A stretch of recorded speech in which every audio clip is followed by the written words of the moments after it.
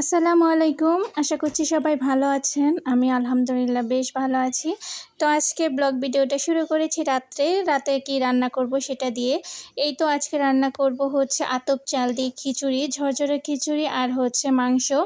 তো আজকে হাসব্যান্ড বলছিল আর কি আতপ চাল দিয়ে রান্না করতে। এটা উনি বেশ পছন্দ করেন। তাই আজকে আতপ চাল দিয়েই রান্না করব। এই চালের খিচুড়িটা রান্না করতে কিন্তু একটু ঝামেলা আছে, আর এইটাই আপনাদের আমি বলে দিব যে কিভাবে রান্না করলে একদম ঝরঝরে হবে।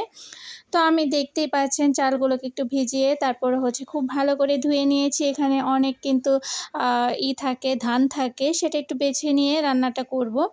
তো আমি পরিষ্কার করে নিয়েছি, ঝরতে দিয়েছি। তারপরে এখানে আমি একটা কড়াইয়ে আর কি রান্নাটা বসিয়ে দিয়েছি। এখানে পেঁয়াজ কুচি দিয়েছি, অনেক বেশি দিয়েছি, কারণ খিচুড়ির মধ্যে কিন্তু পেঁয়াজটা হলে বেশ ভালো লাগে, একটু বেশি তেল পেঁয়াজ হলে। তো আমি তারপরে হচ্ছে এখানে এলাচ, দারুচিনি আর তেজপাতা দিয়ে দিয়েছি। তারপরে হচ্ছে আদা বাটা দিয়ে দিয়েছি, একটু ব্রাউন হয়ে আসলে তারপরে জিরা বাটা দিয়েছি। এখন একে একে সব মশলাগুলোই দিয়ে দিব। এখানে আমি মরিচের গুঁড়ো দিয়েছি, হলুদের গুঁড়ো আর ধনিয়ার গুঁড়ো দিয়েছি। এখন এই মশলাটাকে খুব ভালো করে কষিয়ে নিব। যে কোনো কিছু একটু কষানোটা ভালো হলে কিন্তু অনেক বেশি ভালো হয়। আর এই চালটা একটু বেশি ভালো করে কষিয়ে নিতে হবে ঝরঝরা করতে চাইলে। তো আমি তারপরে চাল দিয়ে দিলাম। এখন আমি খুব ভালো করে ডিপ আঁচে আর কি, লো আঁচে আমি খুব ভালো করে ভেজে নেব। যখন একদম খুব ভালো করে ভাজা হয়ে যাবে আমি দেখিয়ে দিব যে একদম লো আঁচে কিন্তু ভাজতে হবে, কারণ এই চালটা হয় কি একদম আঠালো হয়, সেজন্য লেগে যেতে পারে।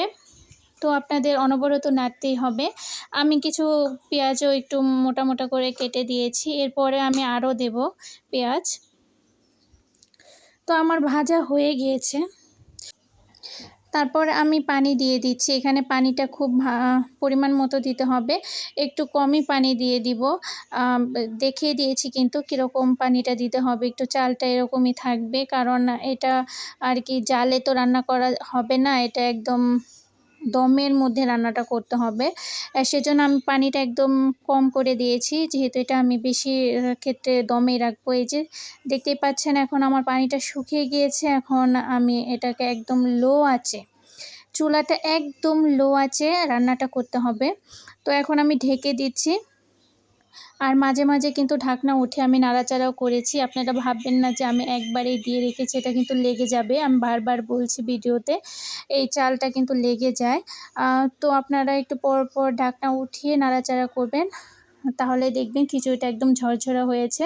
লো আঁচে রান্নাটা করবেন। এই তো আমি দেখিয়ে দিচ্ছি যে আমার খিচুড়িটা আজকে কেমন হয়েছে। আশা করছি দেখেই বুঝতে পারছেন একদম ঝরঝরে, একটার সাথে একটা একদমই লেগে যায়নি। এটাকে যখন খেয়েছি তখন কিন্তু বেশ মজা হয়েছিল। আমার ভিডিওটি যদি আপনাদের ভালো লেগে থাকে তো অবশ্যই একটু লাইক করবেন, কমেন্ট করবেন, শেয়ার করে দিবেন। ধন্যবাদ।